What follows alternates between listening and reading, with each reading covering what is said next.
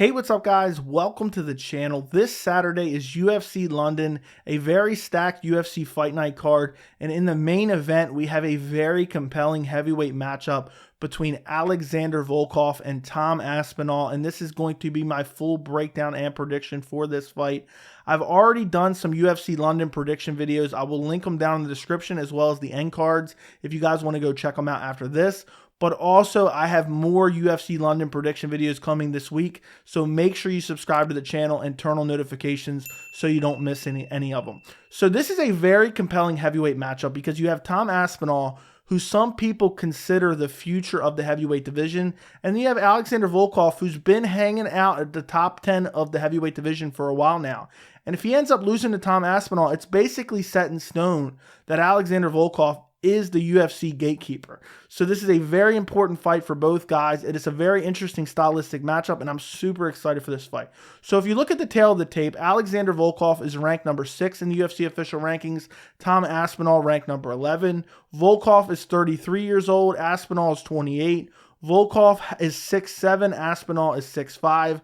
Volkov has an 81-inch reach, and Aspinall has a 78-inch reach. So a height and reach advantage for Alexander Volkov and a little bit of a youth advantage for Tom Aspinall. So if you look at Tom Aspinall's UFC career, and I found a very interesting X factor when I was researching this fight. He made his UFC debut in July of 2020.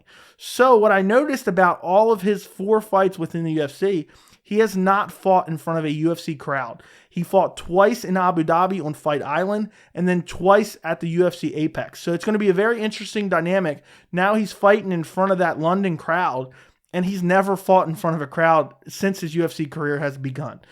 So if you look at his UFC career, he's 4-0. He's won all 4 fights by stoppage. He's barely even gone into the second round. He's only gone into the second round once. That was against Andrei Arlovski. His UFC debut was against Jake Collier, where he TKO'd him. That was a pretty good debut. And then also Jake Collier has had some success since then. So that win hasn't aged terribly. Then he got another TKO against Alan Budat. And then most recently, or not most recently, his second to most recent fight against Andrei Arlovski, which was February of last year. He only fought twice in 2021. He defeated Andrei Arlovski via submission. And this fight really told us a lot about Aspinall because he came out there and it looked like he was going to slaughter Andrei Arlovski. He hurt him badly. Andrei Arlovski was just shelling up against the fence. And Tom Aspinall looked for the finish. He just swung for the fences. He was ripping the body of Andrei Arlovski. It could have arguably been stopped. Nobody would have complained if the referee would have stopped this fight. But for some reason, the referee didn't stop the fight. And Tom Aspinall kind of stopped a little bit and started to conserve his energy, didn't blow himself out. Then it goes on to the second round. He gets the takedown. And as Andrei Arlovski is kind of trying to scramble back to his feet, he immediately sinks in a rear naked choke. I don't even think he had any hooks in. It was just in a transitional space. So it showed that Aspinall had the fight IQ to, okay, I didn't get the finish. Some guys, you see it so many times where a guy thinks he has the finish. He looks for the finish, and then he gasses himself out and then ends up losing the fight. We just saw it recently with Terrence McKinney at UFC Vegas 50. It happens all the time. Marlon Moraes versus Merab Dvalishvili. It happens all the time. Tom Aspinall realized he wasn't going to get the finish. He reset himself and then eventually gets the takedown in the second round within like a minute of the second round and immediately goes for the rear naked choke in a transitional space, locks it up. His most recent win is against Sergey Spivak back in September of last year. He TKO'd him in the first round. Just a brutal finish. I think he caught him with a standing elbow, dropped him, and just finished him with ground and pound. And Sergey Spivak on a little bit of a winning streak right now. He just defeated Greg Hardy, and Greg Hardy's now cut from the UFC. I don't think none of these 4 guys are really elite of the elite, but the heavyweight division is not that great. It's one of the worst divisions, if not the worst men's division in all the UFC.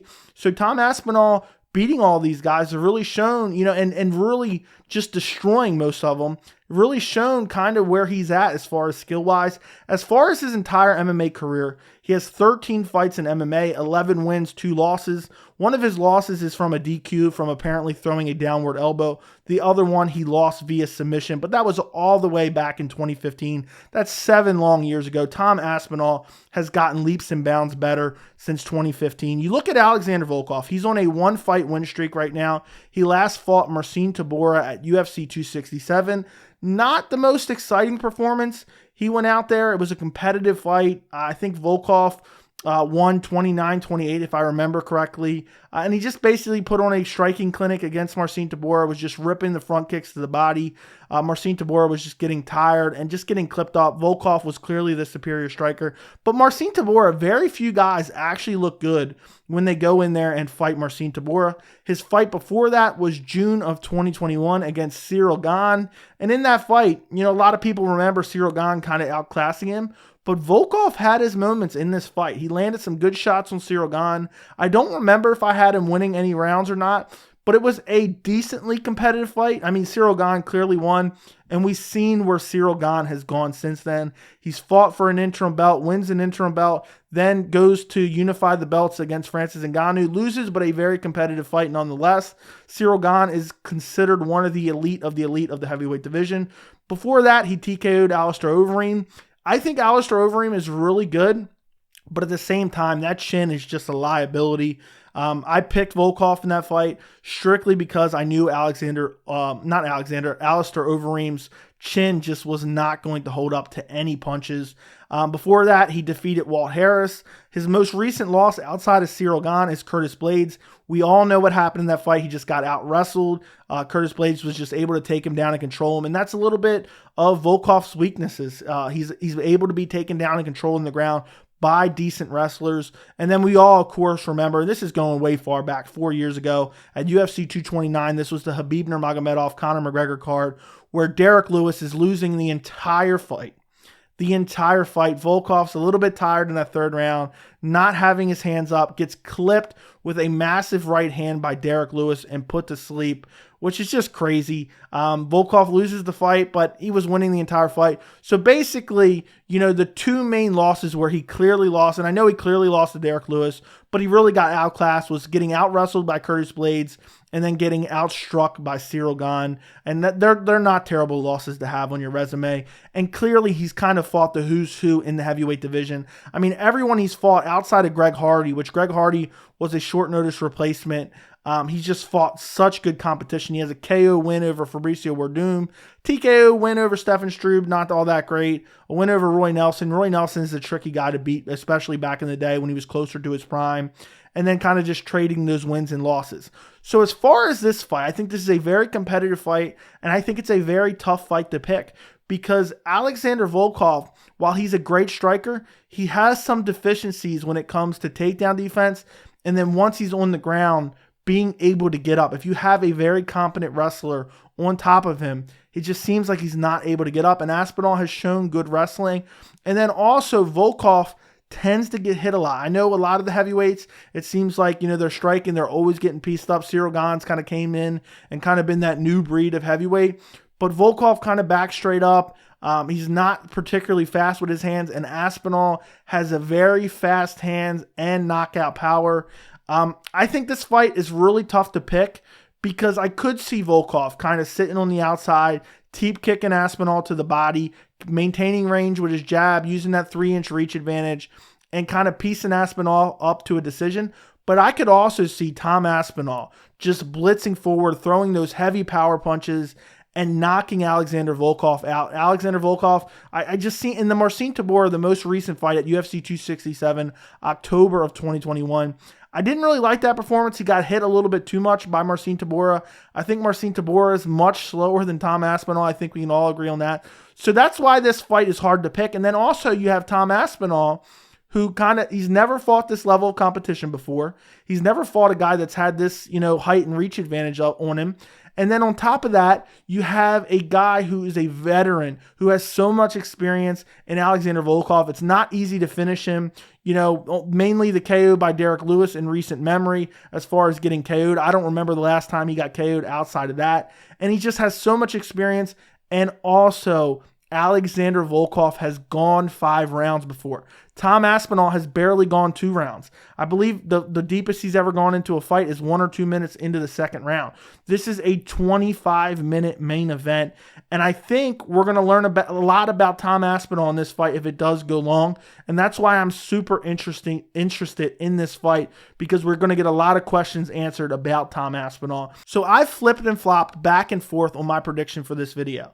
Honestly, I'm either going Tom Aspinall via TKO KO in the first, second round, or I'm going to go Alexander Volkov by decision or maybe late finish in the fourth or fifth round. I am going to go Alexander Volkov by decision. I just think there's too much experience. There's too many unknowns with Tom Aspinall. I know he's super explosive, has nasty power, has good hand speeds, very well rounded. But I just think Volkov is that gritty veteran. He's only really been knocked out by Derek Lewis, who just has ungodly power. He's absorbed some good shots from other heavyweights. I think he'll be able to handle the early barrage by Tom Aspinall. And I think Aspinall may win that first, second round and may use his hand speed, may even incorporate his wrestling. But I don't trust the gas tank this early. He's never gone past 2 rounds. And it's very rare that we talk about a guy's gas tank. You say, well, he's never really been outside the first round or barely been into the second round. And then the next fight, when they end up going 3, 4, 5 rounds, it ends up looking good. There's very few instances of that. And I think Volkov is durable enough. He will be able to withstand the early power punches from Tom Aspinall. And I think eventually, as the fight goes on, Aspinall starts to slow down. I think technically Alexander Volkov is the better striker. I think he'll use his range, kind of pump the jab out there, use the teep kicks to the body to maintain distance. I think Aspinall is going to try chopping the legs early as well. But I just don't think after that initial explosion that Tom Aspinall has in fights, if he doesn't put him away there, and I know he showed, he can kind of peel it back a little bit and wait and kind of not gas himself out in the Andrei Arlovski fight, which I talked about earlier. But I just think third, fourth, fifth round, I think he's going to slow down. I could totally see in this fight Aspinall winning the first 2 rounds and then Volkov winning the last 3 rounds. But it's really a tough fight to pick because also I think Aspinall has the, wrestling advantage. But Alexander Volkov, he knows that's his biggest weakness, and he's been working on it. He was stuffing takedowns from Marcin Tybura. He was stuffing takedowns, I think, from Alistair Overeem as well. He's been working on that for literal years at this point, knowing that is his biggest weakness. And Tom Aspinall is not one of these elite level grapplers, takedown guys. There's not very many of them within the heavyweight division. He's just a guy that wants to come out, knock you out early, and then just go home. And I don't think it's going to happen. I don't think that's going to happen. I think Volkov is entirely too durable, and I think Volkov will be able to pick up the decision in this fight just by keeping the range and picking him apart as Aspinall starts to slow down. If Aspinall pulls it off, this is a massive win, and I can't wait to see where he goes from here. But I just have a hard time believing. And also, Aspinall even said in his most recent fight afterwards, he said, I want to take it slow. Maybe just fight someone one ahead of me. I'm still learning. I'm still developing. I'm still young. And then all of a sudden, the UFC says, well, you know what? We'd really like to put you in that London main event against Alexander Volkov. And so now it's like he's getting this big step up in competition that himself even said he necessarily did not want. And I know he took the fight. I know he signed the fight. And you could say, okay, well, maybe that wasn't necessarily true. But if he's himself telling us that, maybe he wasn't necessarily ready for this Volkov fight, and I know he didn't necessarily say that, but this is just kind of another X factor. Then on top of that, you have him fighting in front of his home crowd after not fighting in front of a UFC crowd at all in his UFC career. The limited experience, the stamina question mark. I just think there's too many factors for me to pick Tom Aspinall. But he has a legitimate chance to win this fight. You see Volkov, sometimes when he gets blitzed, he backs up in straight lines.